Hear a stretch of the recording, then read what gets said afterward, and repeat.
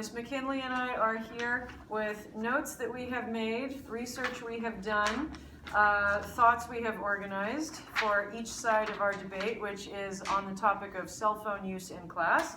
And we are also here with the worksheet of sentence frames for making a claim, counterclaims, things like that. So, with that in mind, Ms. McKinley, would you care to start with an opening statement on cell phone use in class? I can do that, Ms. Louie. So, I believe that cell phones are a useful tool. However, they have no place in today's classroom. Mainly, they are distracting, they're unfair, and we already have Chromebooks.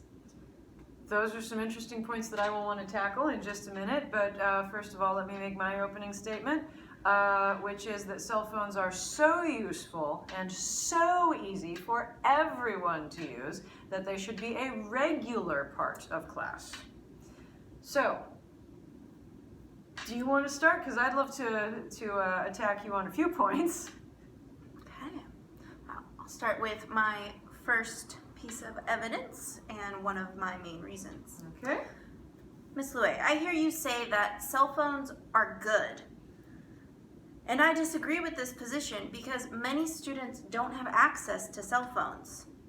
This proves that having cell phones in class would be bad because those students who either cannot afford to have a cell phone or have had it taken away by their parents will feel left out in the lesson of the day where students are using cell phones. I usually have at least 10 students in each of my classes who do not have a cell phone to use. Wow. So if I understand you correctly, your perspective is that cell phones are not good for class because it will make students feel left out. And I don't have any evidence for that directly on my paper, but if I were going to make an argument about that, it would be to offer a counterclaim. It would be that students could learn to share their cell phones with group mates and work collaboratively, which would not only help them get the assignment done, but also help them come together as a class.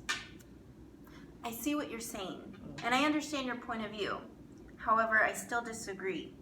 Data I found from Higher Education Chronicle author and English professor James Lang states that cell phones are mainly a distraction in the classroom because yes, they could be using it for educational purposes, but on a cell phone you can also check all your social media apps, you can play games and use it for various other non-educational reasons, which means students would be tempted to do all those other sorts of things instead of do the assignment that they are supposed to be doing.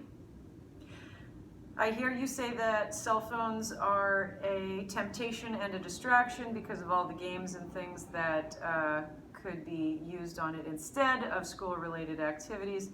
And while I see where you're coming from, I'm going to disagree with that position because my own doctor from research, Dr. Masha Godkin from North Central University, says that if you use your cell phone to listen to music, which you have specifically created in a playlist, which you know will help you focus, it will turn your brain on to, and I quote, maximize learning and improve memory.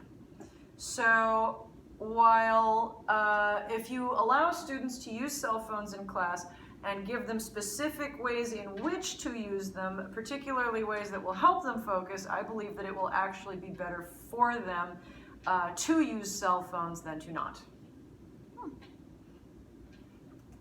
It's an interesting piece of evidence.